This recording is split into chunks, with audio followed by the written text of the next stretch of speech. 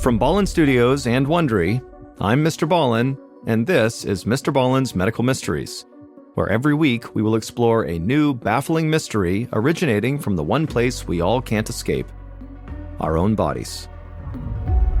If you like today's story, please tell the follow button you'll take care of their garden while they're on vacation, but the second they leave, proceed to release 1,000 feral rabbits into their fenced-in yard.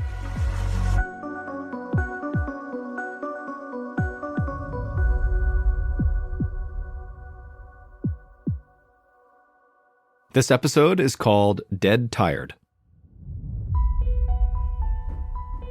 On the morning of October 4th, 1961, Andrea Russo hurried down the hallway of her home in Fresno, California. She rounded the corner into her 8-year-old son Tommy's room, and there was Tommy on the floor surrounded by toys. As Andrea expected, her son had not gotten dressed for school yet. Andrea couldn't help but smile, but at the same time they were running late and there was no time to play right now. So she grabbed some clothes from his dresser and then dropped down onto the floor next to him. She slipped his favorite red and white striped t-shirt over his head and then unfolded a new pair of blue jeans for him to step into. Then she handed him some sneakers and said, "Put those on." Andrea jumped to her feet and ran back to the kitchen. There, she grabbed 2 slices of bread and stuck them in the toaster, and when the toast popped back up, Andrea put the slices on a plate and sprinkled them with cinnamon and sugar, her son's favorite breakfast. With her son's breakfast in one hand, Andrea grabbed Tommy and led him out to the car, his shoes still untied. She helped her son climb into the back seat and then handed him his toast. As Andrea drove her son to school, she passed by huge fields of lush farmland where tomatoes, barley, and almonds were growing. She saw a small helicopter hovering over one farm, raining clear liquid down onto the crops below. Andrea knew the plane must be spraying the field with pesticides. For her, this was a familiar scene. Fresno was an agricultural town. But when Andrea turned around and looked into the back seat to check on Tommy, she saw him staring at the helicopter with wide eyes, shoving the last bites of cinnamon sugar toast into his mouth. He'd seen large industrial spraying machines before, but this helicopter was new and interesting. Andrea continued down the road away from the farm. She pulled up outside Tommy's elementary school just as the bell was ringing. She helped him out of the back seat, gave him a hug, and told him to have a good day. She watched him run inside, nearly tripping over his shoelaces. Then Andrea got back in her car and headed home.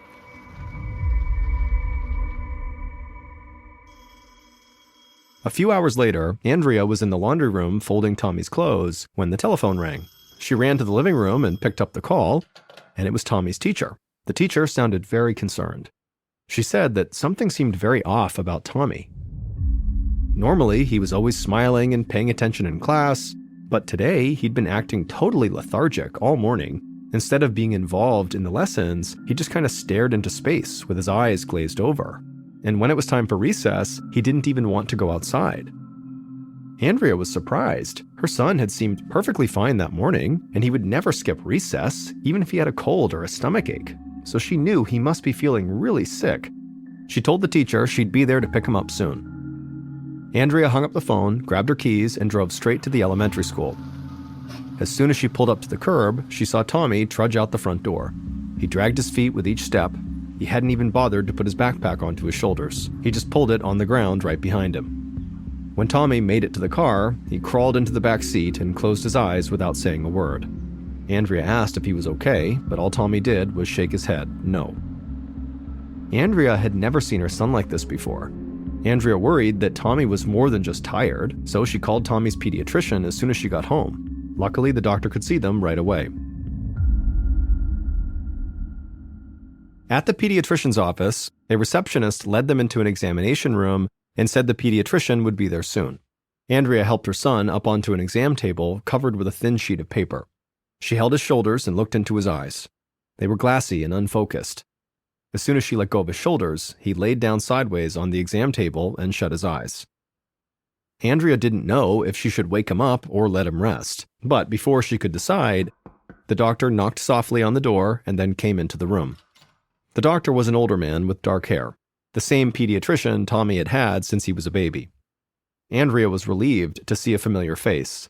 She told the doctor about her son's sudden exhaustion that day and how his teachers were very concerned about him. Then she gently shook Tommy's shoulder, and gradually he sat up. The pediatrician gave Tommy a quick examination. He checked the 8-year-old's pulse, his blood pressure, and temperature. He looked down the boy's throat and shined a light in his eyes. Then he turned to Andrea and said that all of Tommy's vital signs seemed normal. He didn't think there was anything to worry about. Tommy was probably just tired, so she should take him home and let him rest. Andrea hesitated. Tommy had never acted like this when he was just tired, so she had a nagging suspicion that something else might be going on here. But at the same time, she wanted to believe this doctor, so she ultimately just followed his advice. Andrea brought Tommy back out to the car and drove home. About 20 minutes later, she pulled into their driveway and walked around the car to help her son out of the back seat. However, when she opened the back door of the car, Tommy didn't even open his eyes. Andrea asked Tommy if he was okay, but he seemed confused, like he could barely form a thought. He was even more out of it than he had been earlier.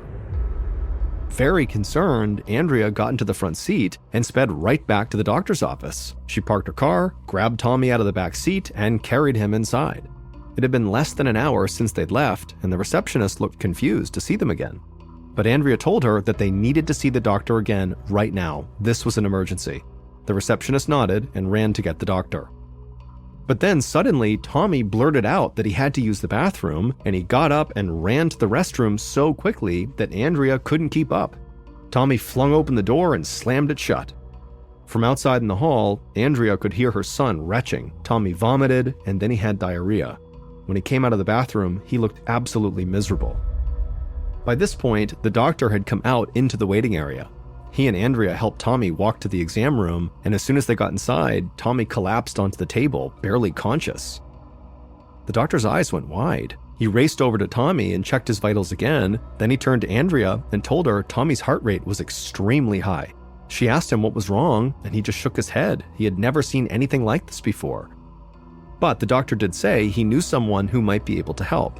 His name was Dr. John Conrad, and he was the leading pediatrician in the Fresno area, and he specialized in pediatric allergies. If anyone could identify what was causing Tommy's rapid decline, it was him. The doctor rushed out of the room to call Dr. Conrad, leaving Andrea alone with Tommy. Andrea felt so helpless. Her son was becoming desperately ill, and she couldn't do anything except watch as his eyelids fluttered and he struggled to breathe. Across town, Dr. John Conrad held the phone against his ear and jotted down the symptoms Tommy's pediatrician described. Dr. Conrad was an older man with white hair and clear-rimmed glasses. He'd spent many years practicing pediatric medicine and felt like he'd seen it all already. And as he eyed the list of symptoms he had just jotted down, he actually immediately came up with a theory about Tommy's illness. He suspected that the 8-year-old might have type 1 diabetes and could be on the verge of falling into a diabetic coma. Type 1 diabetes usually shows up during adolescence, but it can strike younger children too, and the symptoms can arise very suddenly. People with diabetes can't properly digest sugar, and so something as simple as eating a sugary breakfast or going too long without a snack can send them spiraling toward a diabetic coma. Dr. Conrad told the pediatrician to send Andrea and Tommy to the Valley Children's Hospital in Fresno, and he would meet them there.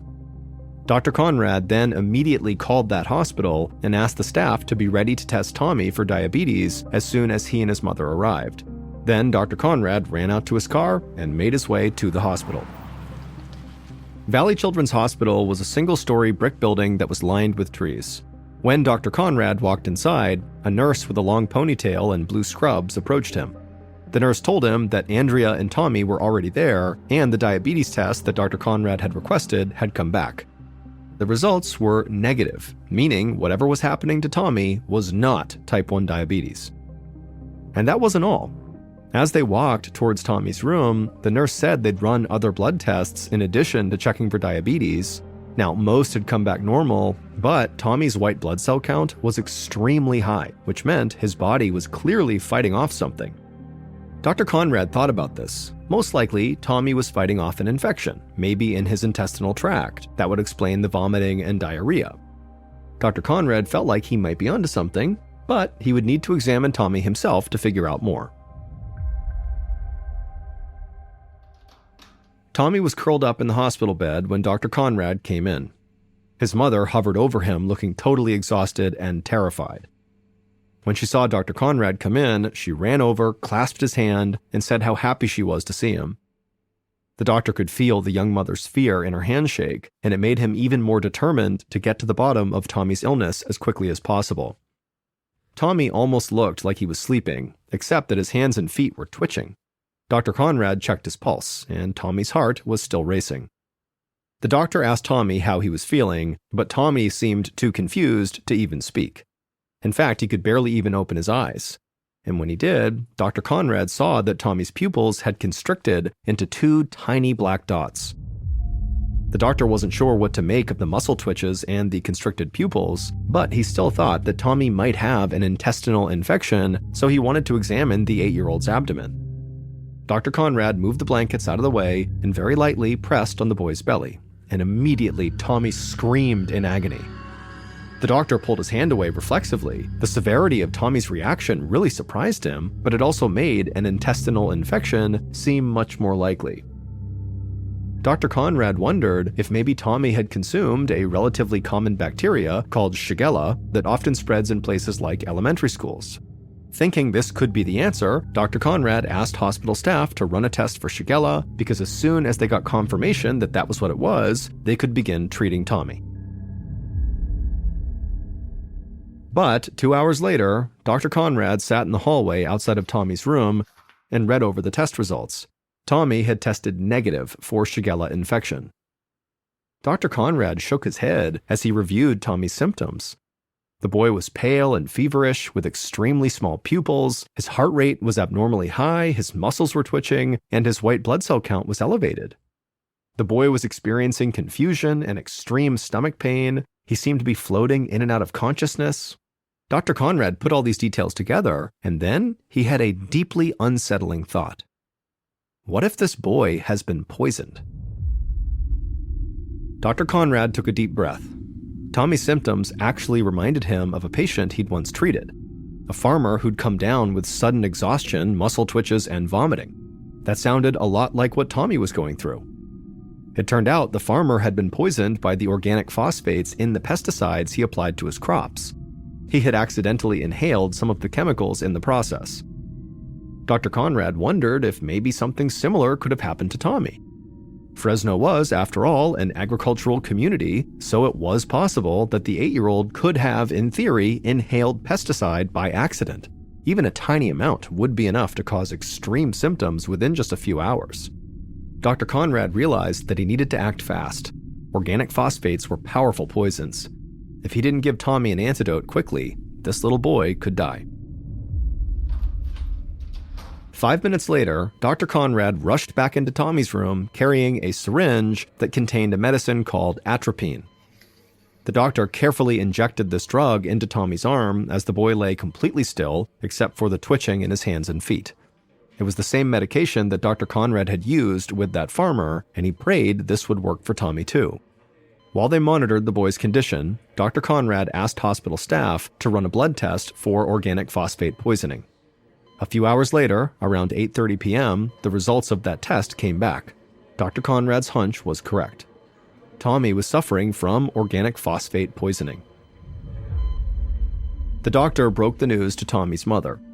He was still wondering where exactly the poison had come from, so he asked Andrea if she'd taken her son around any of the local farms recently. Andrea thought for a moment. She said she always drove by some fields while taking Tommy to school. That very morning, they'd passed a helicopter that was spraying a farm with pesticides, but she and Tommy had been inside the car with all the windows up. She told Dr. Conrad that she didn't understand how that could have made Tommy so sick. The doctor wasn't sure either. Whatever had happened, it seemed like a freak accident. Pesticide poisonings were actually very rare. What mattered was that Dr. Conrad had acted quickly and the atropine worked perfectly. By 10 p.m., Tommy was sitting up in his hospital bed. His color had come back, his muscles had stopped twitching, he was able to have a full conversation with the doctor. Tommy said his stomach pain was gone too, but he still felt really tired. Dr. Conrad told Andrea it would take a few days in the hospital for Tommy to make a full recovery, but her son would be okay. Then he asked her to schedule a follow-up appointment with him 1 week after Tommy was discharged, and then Dr. Conrad said goodnight and headed for home, satisfied that he'd solved the mystery.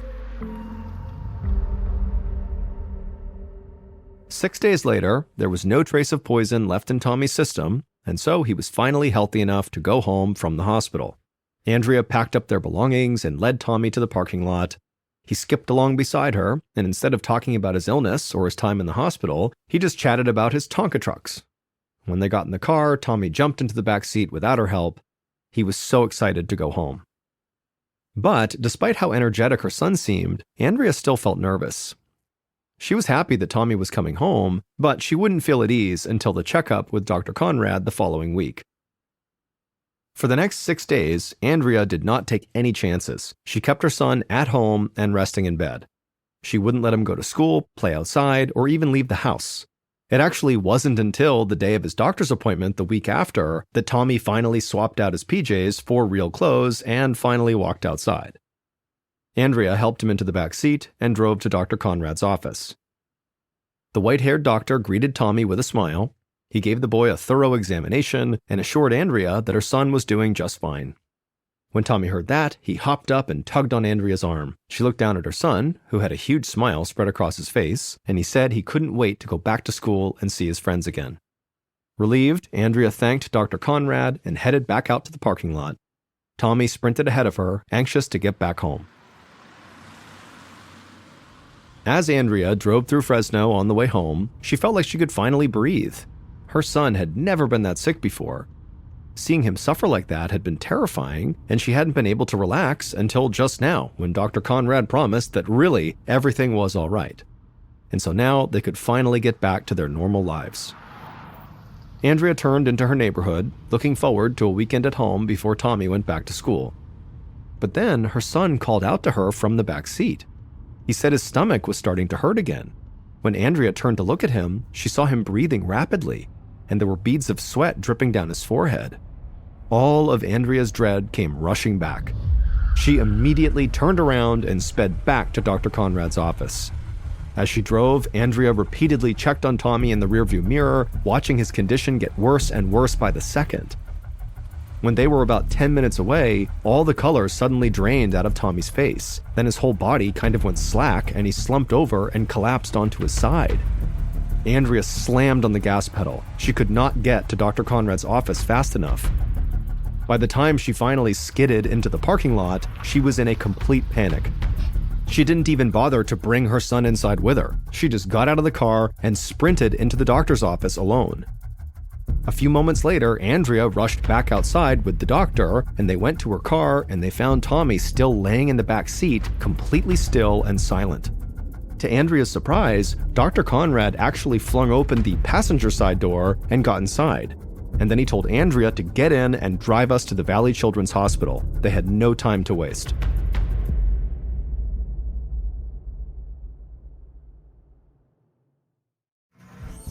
"20 minutes later, Andrea carried her semi-conscious son through the sliding doors of the hospital emergency room. Tommy's head lolled on her shoulder. Dr. Conrad ran beside her and yelled for the nurses to hook the 8-year-old up to an IV. A hospital staff member grabbed Tommy from Andrea's arms and placed him on a gurney. As nurses swarmed around them, Andrea felt her throat tighten with fear.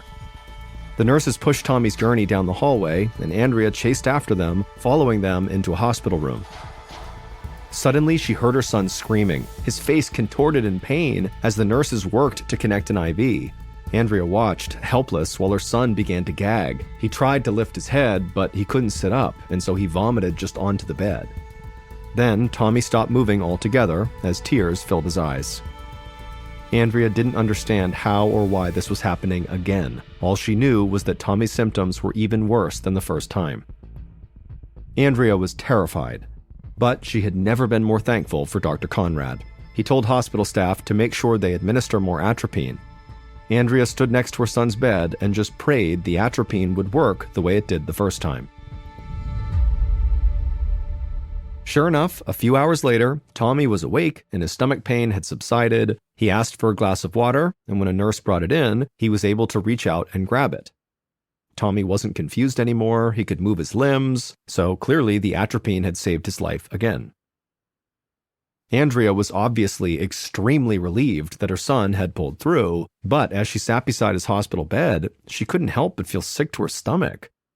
Clearly, something was poisoning her son, but if she didn't know what it was, how could she protect him? How could she make sure this did not happen a third time or more? Andrea noticed Dr. Conrad packing up his black bag to leave. Before he left, she pulled him aside and asked him for his help. She needed to know where this chemical poisoning was coming from. If it really was from a local farm like Dr. Conrad thought, then Andrea wanted to know exactly which one. That way, they could tell the farmer to please contain the poison and put a stop to this nightmare. When Dr. Conrad got home that evening, he sat down on his couch and made a list of every farm in the area. He picked up the phone off the side table and started calling them one by one. He asked if they'd recently sprayed any organic phosphate pesticides on their crops. They all told Dr. Conrad the same thing: no. There was not a single farmer in Fresno who had sprayed organic phosphates in the last few weeks. Dr. Conrad crossed the last farm off his list and hung up the phone. He was baffled. If the poison wasn't from a farm, where else could Tommy have come in contact with it? The doctor spent the entire evening pacing in his living room, racking his brain for another answer. He eventually went to bed, hoping he'd be able to come up with a plausible theory in the morning. But he woke up just as confused. As he crawled out of bed and started a pot of coffee, he had to admit that he needed help. Dr. Conrad sat back down on the couch and placed his coffee mug on the side table right next to the telephone. Then he picked up that telephone and he called the Fresno County Public Health Department and told them the whole story. There was a little boy suffering from repeated pesticide poisonings for no clear answer as to how he was being exposed to the deadly chemicals.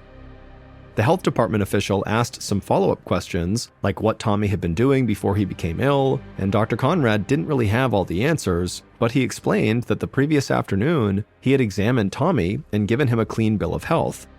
Then, before the boy even made it back to his home, he became gravely ill again. His symptoms had appeared in less than an hour, and all Tommy had done was ride in the back seat of his mother's car.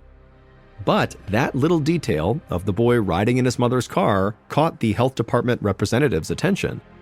They assured Dr. Conrad they would get to the bottom of this, beginning with a thorough inspection of Andrea's vehicle. Later that morning, a man and a woman from the Fresno County Public Health Department knocked on Andrea's front door. Andrea shook their hands and welcomed them inside, but before she could say how happy she was to see them, they started asking questions. Did she keep any kind of chemical poisons in the house? Had she ever used ant or roach poison inside? Did she have a garden, and if so, did she treat her plants with pesticides? Andrea just shook her head. She didn't know of anything in her home or her car that could possibly be poisoning her son. She led the health department employees into her garage where her car was parked, and she watched them search every inch of her vehicle. After a few minutes, they came up empty-handed. Then they combed through the rest of her garage, but again, they didn't find anything. That only left one other option: the inside of Andrea's house. So Andrea opened the door for the investigators and told them to go ahead. As they searched, Andrea sat on the living room couch and called the hospital to check in on Tommy, who had been admitted to that hospital. The nurse would tell her that her son was stable and improving steadily. Andrea felt very relieved and placed the phone back on the hook. For the next hour, Andrea listened as the man and woman from the health department combed her entire house looking for the poison. But when they came into the living room where Andrea was, she asked them, "What have you found?" And they would tell her, nothing. There wasn't anything in her home, in her car, her garage, her garden, anywhere that could explain her son's poisoning. Andrea was totally crushed. But the two health department employees said they did have one more idea. They asked Andrea what her son had been wearing when he got sick. Andrea thought about it for a moment. The first time Tommy got sick, he had been wearing his favorite red and white striped t-shirt and a new pair of blue jeans and sneakers. The second time, he'd been wearing a different shirt, different shoes, but the same pair of blue jeans. They were actually in the laundry room in a pile of dirty clothes. She'd brought them home from the hospital, but she hadn't had a chance to wash them yet. When she said that, the investigators' eyes lit up. They told Andrea they needed those jeans right now. Those pants just might hold the answers to her son's illness.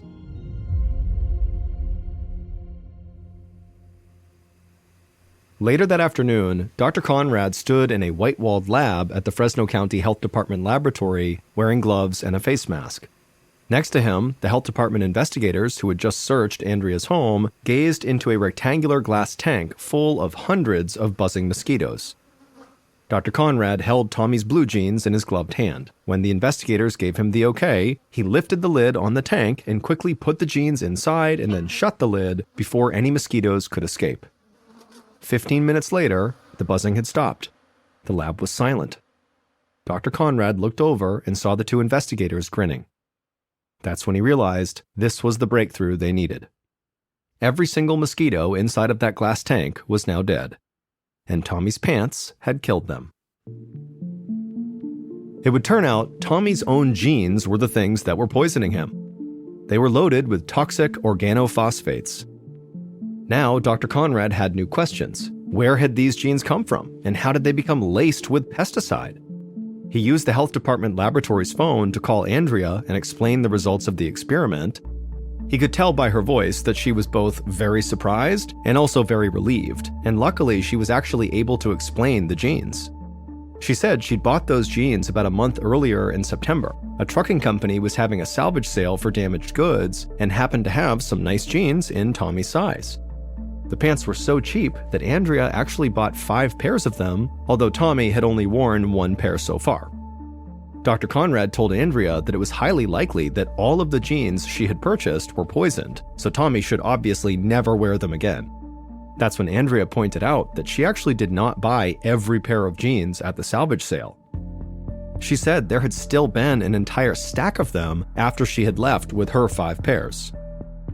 Dr. Conrad suddenly felt his heart start to race. The story wasn't over. There were more poison genes out there right now, and so more children might get sick. Dr. Conrad hung up the phone and rushed back over to the investigators so they could try to figure out what to do next. Over the following weeks, Dr. Conrad and the Fresno County Public Health Department learned that the poison genes had been shipped 8 months earlier in early 1961. They were put in a truck alongside various chemicals, including a highly toxic organic phosphate pesticide called Fosdrin. During a trip from Fresno to Los Angeles, a container of Fosdrin had broken open, and over a gallon of the poison spilled onto a stack of jeans. Enough poison to kill 9,000 kids. When the truck finally got to Los Angeles, an employee brought the jeans to a store where they were supposed to be sold. But the manager of that store had noticed the pants were covered in oily-looking stains, so they sent them back to Fresno. The poison jeans were stored in a warehouse for the next 8 months until it was time for the trucking company's annual salvage sale. By then, the stains on the jeans had faded enough that customers didn't notice them. When Dr. Conrad and the health department contacted this trucking company, it was too late. The remaining pairs of the poison jeans had all been sold. The health department immediately went out and alerted the public to this crisis. And soon they received 11 more pairs of jeans that had all been bought at the salvage sale. So that made 16 pairs, including the jeans Andrea had bought. In total, 1 other boy was hospitalized from these poisonous jeans, and 4 other children also fell ill. But luckily, like Tommy, all the children who were affected by these poisonous genes made full recoveries. 1 month later, California lawmakers introduced a bill to ban the shipment of dangerous chemicals alongside food or clothing. Tighter legal restrictions and higher industry standards have since made accidents like the one that poisoned Tommy much less common.